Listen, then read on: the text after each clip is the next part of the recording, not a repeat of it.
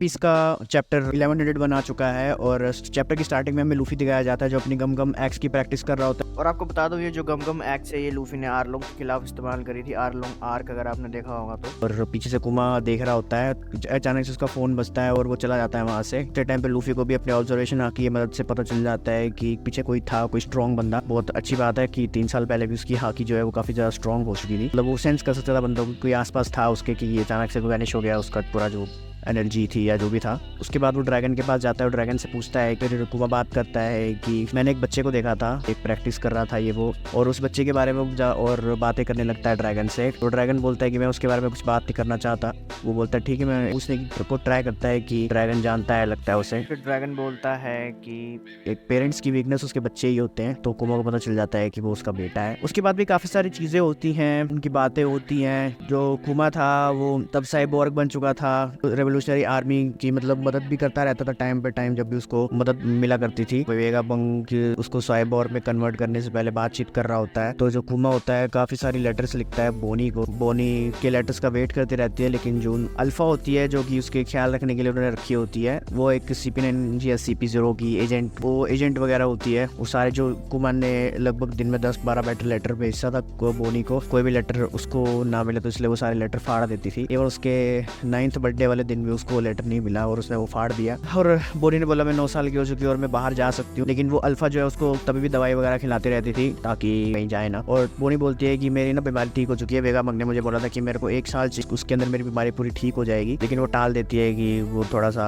है अभी तेरे में, तुझे अभी भी चेंबर में रहना पड़ेगा। एक कोनी करके एक बुढ़िया है तो उसे पता चल चुका है अल्फा एक CP0 और CP9 की एजेंट है। तो वो बोनी को बताती है कि अल्फा गवर्नमेंट के साथ काम कर रही है, CP0 या CP9 जो भी है, इसलिए वो तेरे को ऐसे बाहर जा रही है। मैंने एक शिप का इंतजाम किया है जो कि बाहर खड़ी है। जो बोनी होती है फिर वो उसी बुढ़िया गेटअप लेके बाहर चली जाती है। अल्फा उसे बाहर भेज देती है। फिर वो बोनी को ढूंढ रही होती है तो फिर उसे वही बुढ़िया मिलती है। तो वो बोलती है कि ये बुढ़िया तो मैंने बाहर जाती देखी थी, अंदर क्या कर रही है। फिर वो बोलती है कि अच्छा लगता है वो बोनी थी जो बाहर गई थी। बोनी बाहर चली जाती है और पहली बार सब नेचर को देखती है, पहली बार सन को देखती है, जमीन को देखती है। शिप वगैरह दिखाई जाती है उसकी हमें बोनी की। जो क्रू मेंबर्स होते हैं उन्होंने उसके लिए शिप तैयार कर ली होती है, पिज्जा वाले शेप भी आप देख सकते हो यहाँ पे। और उसके बाद जब वो जाने वाले होते हैं तो वो पीछे जो अल्फा होती है पीछे से आती है, उसके ऊपर चिल्लाती है कि वहीं पे रुको, मैं तुम्हें नहीं जाने दूंगी। तो उससे फाइट करने से पहले वो अपने फादर के थोड़े बहुत मतलब फादर से पूछा था कि निका कैसा दिखता है। तो कुमा ने बताया था मुझे प्रॉपर तो नहीं पता, बट निका की बॉडी रबर टाइप होती है और वो डिपेंडेंटली किसी से भी लड़ सकता है, किसी भी शेप में चेंज कर सकता है। तो फिर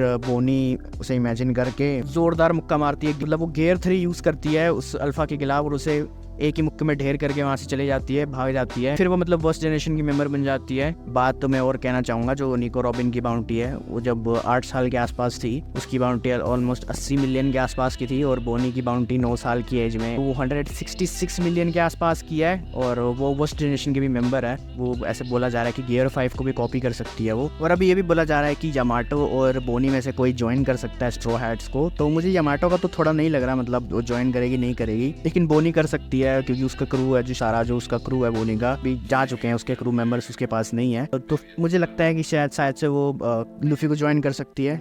और अगर उसे पता चलेगा कि लूफी जॉय बॉय है तो हमें बोनी से काफी सारी चीजें पता लग सकती हैं। तो आई गेस वेगापंक भी उन्हें ज्वाइन कर लेगा अपनी सुरक्षा करने के लिए। वेगापंक को सिर्फ अपने आप से मतलब है कि बंदा बहुत ज्यादा योंको लेवल है और बंदों से लड़ सकता है, तो मैं इसके साथ रहूंगा तो थोड़ा सेफ रहूंगा। प्लस ये मेरे दोस्त का बेटा है तो उसके ऊपर और भी अच्छी तरीके से ट्रस्ट कर सकता हूँ मैं। तो हाँ बस वही। बाकी यार आपको वीडियो अच्छी लगी तो प्लीज एक लाइक सब्सक्राइब जरूर कर देना। मैं मिलता हूँ आपको नेक्स्ट वीडियो में, तब तक के लिए बाय बाय।